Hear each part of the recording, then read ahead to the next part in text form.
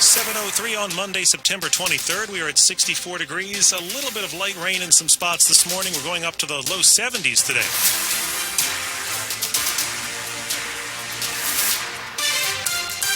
Good morning, I'm John Aaron. And I'm Michelle Basch. Our top local story, the Democrat running for U.S. Senate in Maryland is accused of taking tax breaks she wasn't entitled to.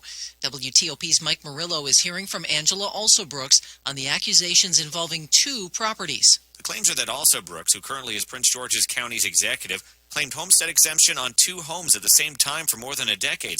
One in the county, the other in D.C., and a CNN review also found that she took a tax credit for low-income senior citizens for the D.C. home. All the credits, they say, saved her up to $14,000 in taxes. A senior advisor, Connor Lounsbury, tells WTOP in D.C. Alsobrooks had that home transferred to her when her grandmother could no longer live in it and covered the mortgage payments for the home until it was sold in 2018 and was unaware of the tax credits. With the Prince George's County home, she says the homestead exemption never transferred to her current home, so she saw no financial gain and paid more in taxes overall. But he says Alsobrooks is working with both D.C. and Maryland to make any necessary repayments. Mike Murillo, WTOP News. Alsobrooks is running against Republican Larry Hogan for the seat that's being vacated by the retiring Democrat Ben Cardin. It now appears likely that a government shutdown will be avoided.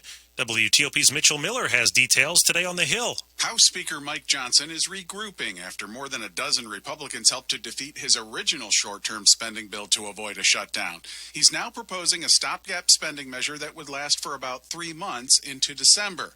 Maryland Democrat Steny Hoyer had predicted House Republicans would ultimately need his party's help. After much hand-wringing and some strongly worded tweets, the Speaker will ask Democrats for our votes to pass a bipartisan alternative that avoids shutting down the government. The new legislation, unlike Johnson's first proposal, would also not include an election security measure that was opposed by Democrats. On Capitol Hill, Mitchell Miller, WTOP News. How should school leaders respond to acts of hate?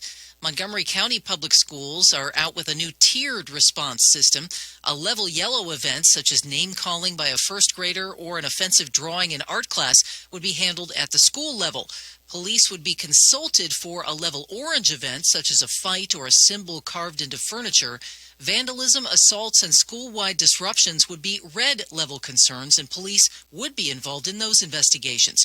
The tiered system comes in response to a rise in reports of hate incidents. It's still not clear when you'll be able to board a passenger plane at Manassas Regional Airport and take a low-cost flight, or where you'll be able to go.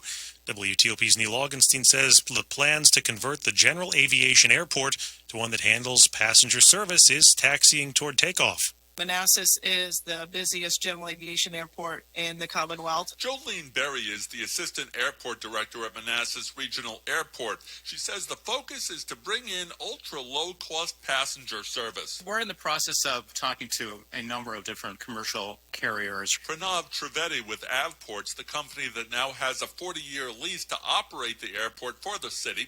The plan is to start service using the current terminal with about 10 flights a day and then expand the terminal to be able to fly up to 30 flights a day. It's not we flip a switch and tomorrow there's 30 flights ready, right? You're going to be kind of ramping into a schedule. Airlines are going to be wanting to kind of test out the market. Both the city and company say the hope is to begin service by 2025, but the runways and taxiways will have to be reworked to handle the volume that's expected in the next decade.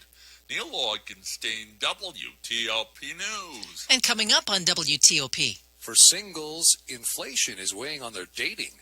I'm Jeff Claybaugh. Traffic and weather in 30 seconds.